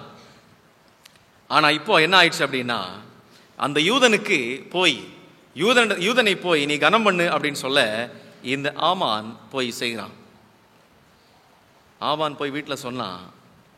அவங்க மனைவி சொன்னாங்க, என்ன சொன்னாங்க தெரியுமா?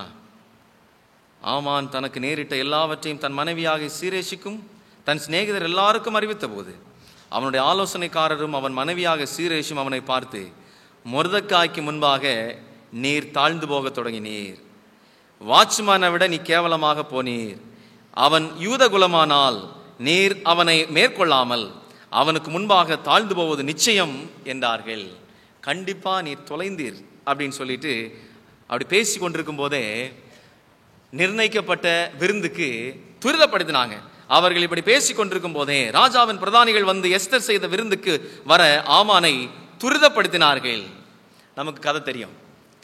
ஆமான் வந்து விருந்தில் உட்கார்ந்துருக்கும் போது எஸ்தர் ராஜாவிடத்தில் துணிச்சலோடு பேசி, ராஜா சொல்றாரு, நீ இந்த ராஜ்யத்தில் பாதி கேட்டாலும் உனக்கு தருவேன், என்ன வேண்டும் சொல்ல விஷயத்தை சொல்ல ஆமான் தூக்கு மேடை யாருக்கு செய்வித்தானோ அதே தூக்கு மேடையில அந்த ஆமான் தொங்கினான். மொர்தெக்காய்க்கு நடந்தது என்ன தெரியுமா? யார பழி வாங்கணும்னு நினைச்சானோ அவன் இடத்தை எடுத்துட்டான். Greatness is found in service to others rather than personal power. தனித்துவமான வல்லமையில் மேன்மைகள் இல்லை, மாறாக பிறருக்கு ஆற்றும் சேவையில் தான் அந்த மேன்மைகளை நாம் பார்க்க முடியும். இதை ஆமான் தவறினான். மொர்தெக்காய் ஜனங்களுக்கு நன்மை செய்து உண்மையான சேவை ஆற்றினான். தேவன் அவனை உயர்த்தினார். இன்னைக்கு பல நேரங்களில் தலைவர்கள் செய்கிற தவறுகளை எண்ணி நம்ம வாட்ஸ்அப்பில் போடுறது, ஃபேஸ்புக்கில் போடுறது, இல்லை பல இடங்களில் அவர்களை குறித்து சொற்பொழிவாற்றுவது, அவர்களை குறித்து கேவலமாக பேசுவது, இதெல்லாம் ட்ரெண்ட் ஆகி போச்சு. ஆனால் இந்த எஸ்தர் புஸ்தகத்தில் நாம் கற்றுக்கொள்ளுகிற பாடம் என்னன்னு சொன்னால், நம்முடைய தலைவர் சரியில்லை அப்படின்னா, ஆமான் சரியில்லைன்னு சொன்னால் ஜெபிக்க ஆண்டவர் வலியுறுத்துகிறார். அங்கே ஜெபிக்கும் போது மொர்தெக்காய் கூட ஆமான் இடத்தை எடுத்துக்கொள்வதற்கு சாத்தியம். ஆண்டவர் ஒரு மொர்தெக்காய் ஏற்படுத்துவார். ஆனா நாம் தேவனோடு உண்மையாக ஆண்டவருடைய சமூகத்தில் நாம் அமர வேண்டும். பிரியமானவர்களே, உயர்வாக கருதப்பட்ட இந்த ஆமான் தன்னுடைய பெருமையினாலும் தன்னுடைய பழிவாங்குதலினாலும் தன்னுடைய வெறுப்பு ஹேட்ரட்னாலும் தன்னுடைய நிலையை இழந்து போனான். தேவன் இன்றைக்கு நம்மை குடும்ப தலைவராக சபையில் ஒரு பொறுப்பு கொடுத்து, அல்லது ஒரு குடும்பத்தில் ஒரு பொறுப்பு கொடுத்து, சமுதாயத்தில் ஒரு அந்தஸ்தை கொடுத்திருப்பாரானால் இன்றைக்கு நம்ம எத்தனை பேர் வந்து மொர்தெக்காயை போல நேர்மையாய் வேலை செய்து கொண்டிருக்கிறோம்? மொர்தெக்காய் போல உண்மையாய் எத்தனை பேர் இருக்கிறோம்? நிறைய நேரத்தில் நம்ம என்ன நினைக்கிறோம்னு சொன்னா, நான் உண்மையா இருக்கிறேன், எனக்கு எதுவுமே கிடைக்கல, சமீபத்தில் ஒரு போதகர்கள் கூடுகை வந்து ஜூமில் நடத்தியிருந்தாங்க. அப்போ ஒரு போதகர் வந்து கொட்டி தள்ளுறார். என்ன கொட்டுறார் அப்படின்னா, எனக்கு ப்ரொமோஷன் கிடைக்கல, எனக்கு இத்தனை வருஷம் நான் வேலை செஞ்சிருக்கிறேன், நான் இத்தனை வருஷம் எனக்கு எக்ஸ்பீரியன்ஸ் இருக்குது, இத்தனை ஆத்துமாக்களை கொண்டு வந்திருக்கிறேன், ஆனால் எனக்கு ப்ரொமோஷன் கொடுக்கல அப்படின்னு சொல்லி கொட்டி தீர்க்கிறார் அவருடைய ஆதங்கத்தை. But the book of Esther, இந்த எஸ்தர் புத்தகம் என்ன கற்றுக் கொடுக்கிறது அப்படின்னு சொன்னா, இந்த மொர்தெகாய் ராஜாவை கொலை செய்ய வேண்டும் என்று சொல்லி திட்டம் தீட்டினவர்களை காட்டி கொடுத்த பொழுதே அவனுக்கு வெகுமதி கிடைத்திருந்தால் அந்த வெகுமதி கொஞ்சமா இருந்திருக்கும். நான் சொன்னது புரியுதா? இந்த வெகுமதி ராஜாவை காப்பாற்றின நேரத்திலேயே இந்த ஆமானுக்கு வெகுமதி கிடைச்சிருந்தா சின்னதா இருந்திருக்கும். ஆனா God knows when to lift us up. தேவனுக்கு எப்போ நம்மை வளர செய்யணும், எப்போ நம்ம தூக்கணும், எப்போ நம்ம உயர்வான இடத்துல வைக்கணும்னு அவருக்கு நன்றாகவே தெரியும். ஆனா இந்த மொர்தெகாய் ஆண்டவர் எப்போ உயர்த்தினார் அப்படின்னா, ராஜாவுக்கு எப்போ மொர்தெகாயுடைய பிள்ளைகளுக்கும் ஆபத்து வந்ததோ அப்போ ராஜா நினைவு கூறுவதற்கு தேவன் ராஜாவுடைய நித்திரையை கொஞ்சம் அப்படியே டெஸ்ட் பண்ணார். நம்ம வாழ்கிற வாழ்க்கையில நம்ம கிடைக்காத ஆசீர்வாதத்திற்காக நம்ம ஏங்கி நிற்கிறோமா? இல்லை நம்ம செய்கிற நீதிக்காக நமக்கு பிரதிபலன் கிடைக்கல, இல்லை நான் என்னுடைய வேலைக்கான ஊதியம் எனக்கு கிடைக்கல, வேலைக்கான கௌரவமோ மேன்மை எனக்கு கிடைக்கல அப்படின்னு சொல்லி இருக்கிறோமா? இல்லை என்னுடைய மேல் இருக்கிறவர்கள் அநீதியினாலும் துன்பத்தினாலும் இழைக்கிறார்கள், நான் என்ன செய்வது என்று திக்குமுக்காடி கொண்டிருக்கிறோமா? பிரியமானவர்களே, எஸ்தர் புஸ்தகம் அதற்கு ஒரு சான்று. எல்லாவற்றையும் தேவனிடத்தில் கொண்டு போவோமானால் அத்தனைக்கும் அவர் பதில் வைத்திருக்கிறார். இந்த மொர்தெகாய் போல தீர்க்கதரிசனம் எழுதுறாங்க, இந்த நவீன காலத்தில் ஒவ்வொருவரும் எந்தெந்த இடத்துல தேவன் இல்லாமல் இருக்கிறார்களோ, எந்தெந்த இடத்துல இயேசுவின் வாசனை இல்லாமல் இருக்கிறதோ அந்தந்த இடத்துல இந்த மொர்தெகாய் போல ஒவ்வொரு தேவ பிள்ளைகளும் இருக்கப்பட வேண்டும். ஆர் வி a true மொர்தெகாய்? நம்ம உண்மையான ஒரு மொர்தெகாயாக நம்ம இருக்கிறோமா? அஞ்ஞான மக்கள் மத்தியில உண்மையாய் அந்த கேட் வாட்ச்மேனாக, உண்மையாய் அந்த காவலாளிகளாக, தேவனுடைய பிள்ளைகளாக நாம் வாழ்கிறோமா? அந்த தீர்மானத்தை எடுப்போம். நம்ம கொடுக்கப்பட்ட பொறுப்புல உண்மையுள்ளவர்களாக இருப்போம். கர்த்தர் நம்மை ஆசீர்வதிப்பாராக. ஆமென். இந்த நேரத்திலும் இந்த நாளிலும் திருமுழுக்கு காத்து கொண்டிருக்கிற மகளை முன்பதாக அழைக்கிறேன். கரோலின் நம்முடைய பள்ளியில் 12ஆம் வகுப்பு படித்து கொண்டிருக்கிற மாணவி.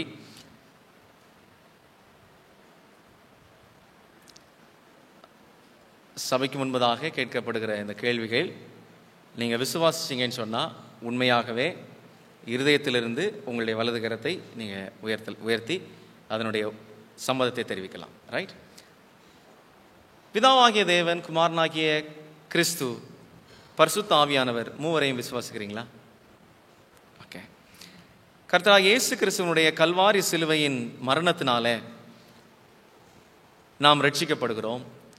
அதன் மூலமாக பாவத்திலிருந்தும் குற்ற உணர்விலிருந்தும் நாம் வெளியே வந்து கிறிஸ்துவனுடைய இரத்தத்தினால் நாம் கழுவப்படுகிறோம் என்று விசுவாசிக்கிறீங்களா? கர்த்தராகிய இயேசு கிறிஸ்துவை சொந்த இரட்சகராக ஏற்றுக்கொண்டு உங்களுடைய பாவத்தை அறிக்கையிட்டு புதிய இருதயத்திற்காக வாஞ்சித்து இவ்வுலக ஆசாபாசங்களிலிருந்து விலக்கி வாழ நீங்க ஒப்புக்கொள்றீங்களா? கர்த்தராகிய இயேசு கிறிஸ்து பரலோகத்தில் பிரதான ஆசாரியனாய் பரிந்து பேசும் ஊழியத்தில் ஈடுபட்டு கொண்டிருக்கிறார். அவருடைய பரிந்து பேசுதலை நம்பி விசுவாசித்து அவருடைய நீதியினால் நீங்க ரட்சிக்கப்படுறீங்க. அவருடைய நீதியை நீங்க ஏற்றுக்கொண்டு இவ்வுலகத்தில் அவருடைய வல்லமையை வெளிக்காட்ட நீங்க ஒத்துழைக்கிறீங்களா? வேதாகமம் தேவனால் எழுதி கொடுக்கப்பட்டது. இந்த வேதாகமம் இன்னும் கிறிஸ்தவர்களுக்கு அஸ்திபாரமாக இருக்கிறது. அது உங்களுக்கும் இருக்கிறது என்று விசுவாசிக்கிறீங்களா?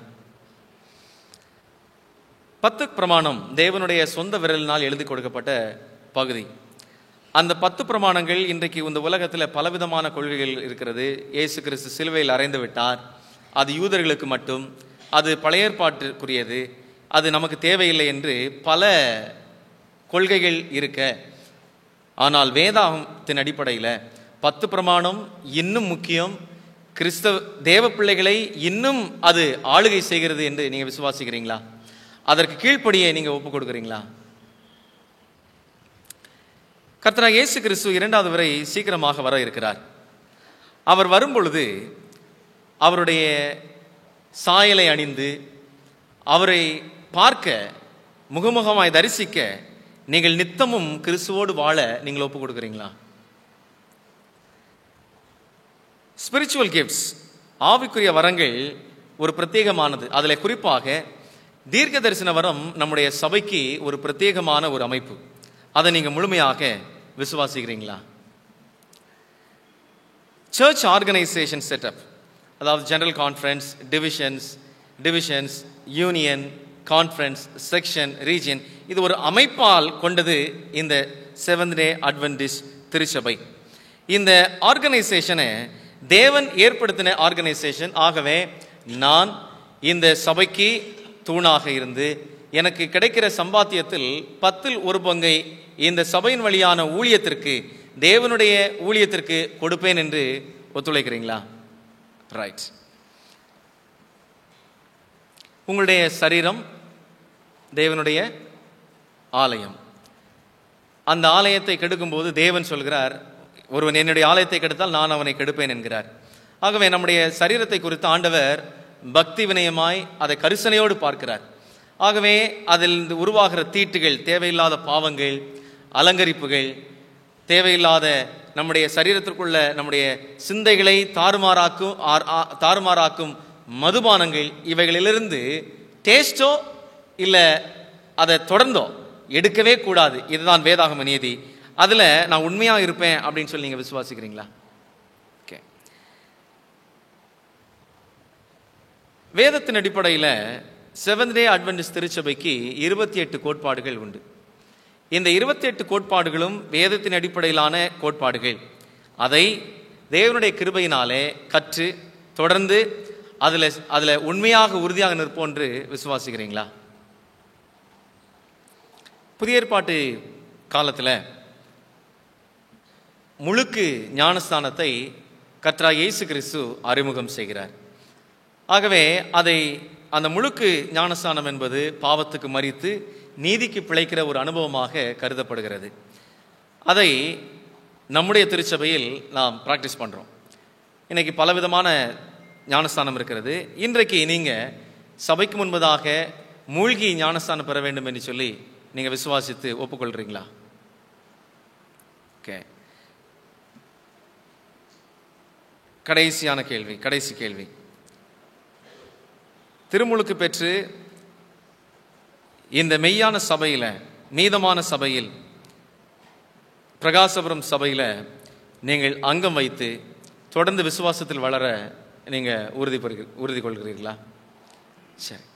கிறிஸ்துவுக்குள் பிரியமானவர்களே, கேட்கப்பட்ட 13 விசுவாச அறிக்கை கேள்விகளுக்கும் சகோதரி கரோலின் தன்னுடைய விசுவாசத்தை அறிக்கை செய்து ஒத்துக்கொண்டது நிமித்தமாக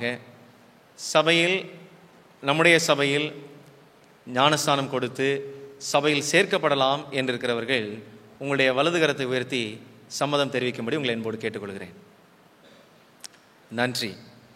தொடர்ந்து சகோதரி கரோலினுக்காக நீங்கள் ஜெபித்துக் கொள்ளும்படி உங்களை அன்போடு கேட்டுக்கொள்கிறேன். இந்த நேரத்திலும் யாவரும் கூடுமான மட்டும் முழங்கால் படியிட்டு சகோதரி கரோலினுக்காக ஜெபித்து திருமுழுக்கு ஆராதனைக்குள்ளாக கடந்து செல்லலாம்.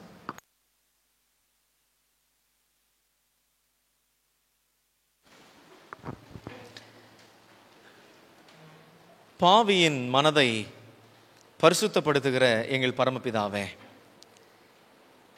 இந்த பரிசுத்தமான ஓய்வு நாளின் மாலை நேரத்திலும் இதோ சகோதரி கரோலின் திருமுழுக்கு பெறுவதற்காக தன்னுடைய விசுவாசத்தை சபைக்கு முன்பதாக தெரியப்படுத்தி சபைக்கு முன்பதாக திருமுழுக்கு எடுப்பதற்காக ஒத்துக்கொண்டதை உம்முடைய கண்கள் கண்டதே அப்பா. இதோ உம்முடைய மகள் எடுத்திருக்கிற தீர்மானத்தை ஆசீர்வதித்து கொடுங்க. இந்த தீர்மானத்தில் உண்மையாக இருப்பதற்கு தேவன் சகல நன்மைகளையும் செய்து தாரும். மகளுடைய பெற்றோர்கள், இன்னும் ஆசிரியர்கள், உறவுகள் யாவரும் இன்னும் மேன்மேலும் மகளுடைய விசுவாசம் பலப்படும் விதத்தில் மகளை வளர்க்கவும், மகளுடைய விசுவாசத்தில் பலப்படத்தக்க விதத்தில் மகளுக்கு ஆலோசனை கொடுக்கவும் கர்த்தர் வழிநடத்த வேண்டுமாய் கெஞ்சி நிற்கிறோம். சத்துருவானவன் வந்து மகளுடைய இருதய கதவை தட்டும் பொழுதெல்லாம் பிசாசானவனுக்கு எதிர்த்து நிற்கிற தைரியத்தையும் சத்துவத்தையும் என் ஆண்டவர் தாரும். தொடர்ந்து இருக்கிற ஆராதனை எங்களுக்கு ஆசீர்வாதத்தை தாரும். துதி கன மகிமை யாவற்றையும் உமக்கே உகந்ததாக்குகிறோம். உம்முடைய கரம் எங்களை தொடர்ந்து நடத்தும்படியாக, விசேஷ வண்ணமாய் சகோதரி கரோலினை நடத்தும்படியாக இயேசுவின் நாமத்தில் ஜெபிக்கிறோம். ஜெபம் கேளும் ஜீவனுள்ள நல்ல பிதாவே, ஆமென்.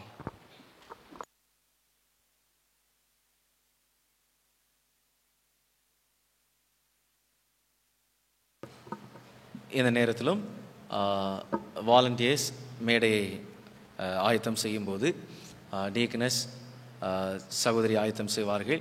பயபக்தியோடு நாம் பாடல் பாடுவோம். கர்த்தர் தொடர்ந்து இந்த ஆராதனை ஆசீர்வதிப்பாராக.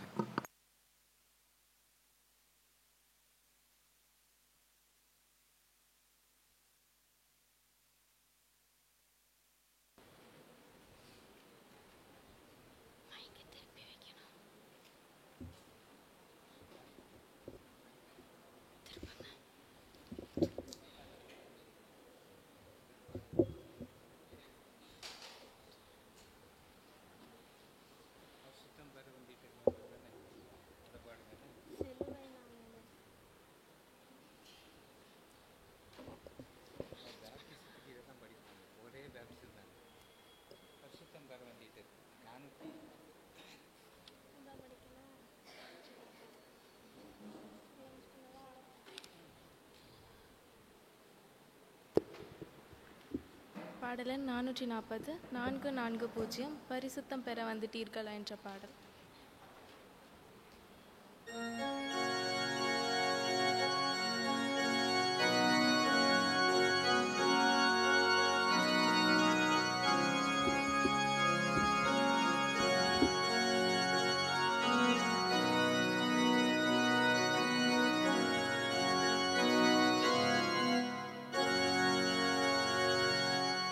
பரிசுத்தம் பெற வந்திட்டீர்களா, ஒப்பில்லாதிருப்பதற்காக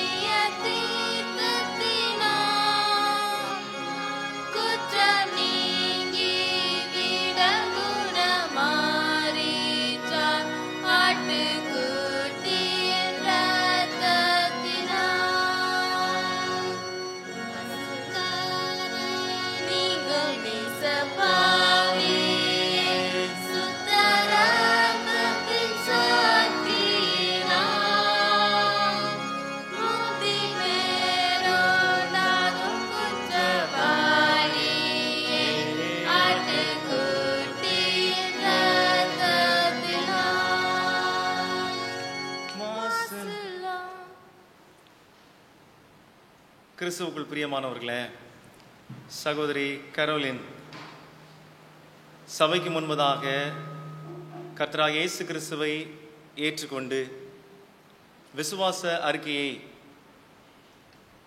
ஒப்புக்கொண்டு தேவ சமூகத்தில் திருமுழுக்கு எடுக்க வேண்டும் என்று சொல்லி ஒப்பு கொடுத்த நிமித்தமாக கர்த்தராகிய இயேசு கிறிஸ்து கொடுத்த கட்டளையின்படி திருச்சபை கொடுத்த அனுமதியின் பேரில் பிதா குமாரன் பரிசுத்த ஆவியின் நாமத்தினாலே அவளுக்கு ஞானஸ்நானம் கொடுக்கிறேன்.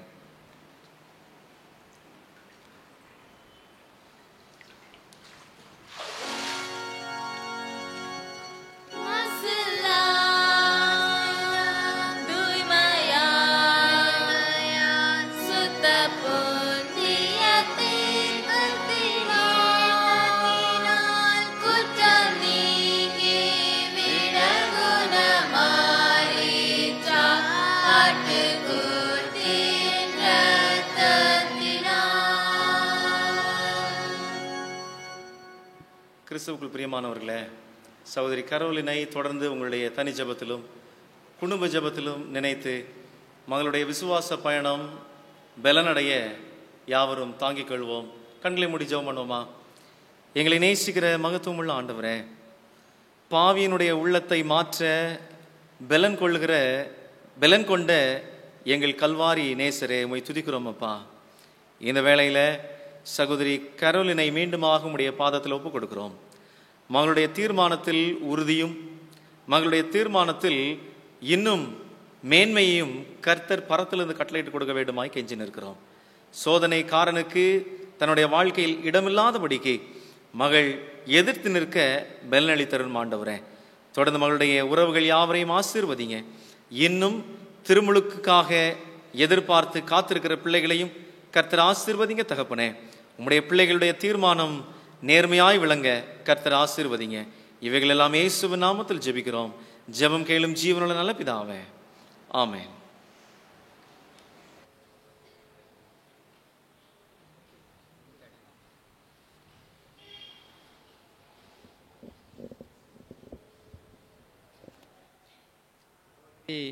செல்லக்கனி அவர்கள் கர்த்தருக்குள் நித்திரை அடைந்திருக்கிறார்கள். எனவே அவர்களை குடும்பத்தை சந்திக்க வேண்டும் என்று விரும்புவதற்காக இந்த நாளிலே நாம் துரிதமாக இந்த ஆராதனை நிறைவு செய்கிறோம்.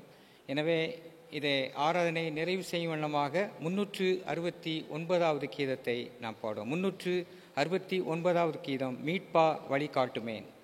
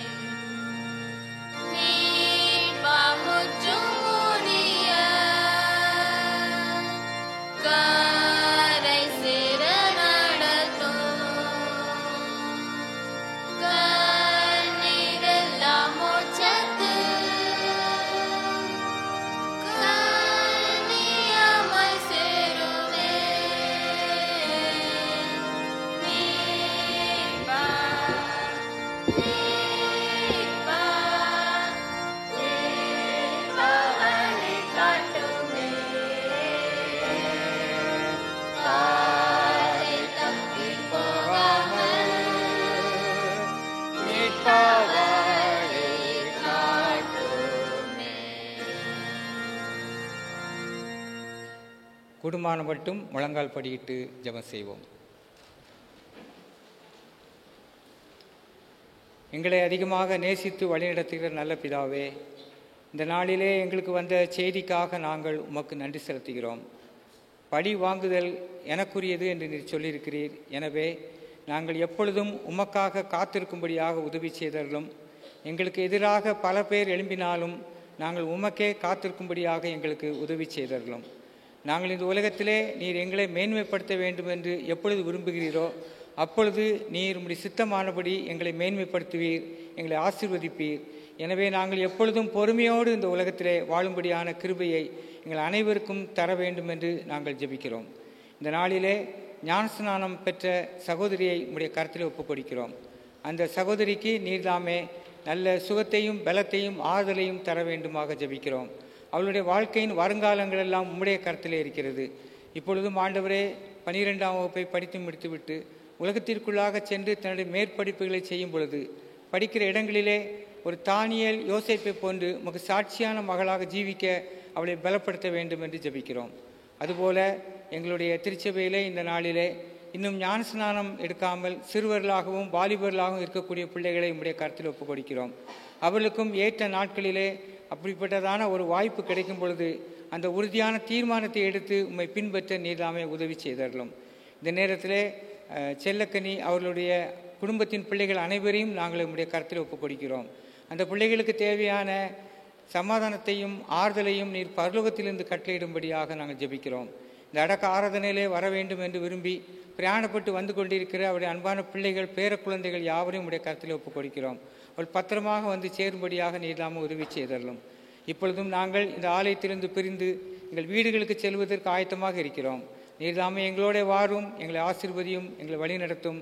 கடைசியில் நித்தியராஜ்யம் சேரும் பாக்கியத்தை நீர் எங்கள் ஒவ்வொருக்கும் தாரும். இயேசு கிறிஸ்துவின் மூலம் ஜெபிக்கிறோம் நல்ல பிதாவே, ஆமேன். நம்முடைய கர்த்தராகிய இயேசு கிறிஸ்துவினுடைய கிருபையும் பிதாவாகிய தேவனுடைய அன்பும் பரிசுத்த ஆவியானவர் சிநேகமும் ஆசீர்வாதங்களும் நம் அனைவரோடும் கூட சதா நாட்களிலும் இருப்பதாக. ஆமேன்.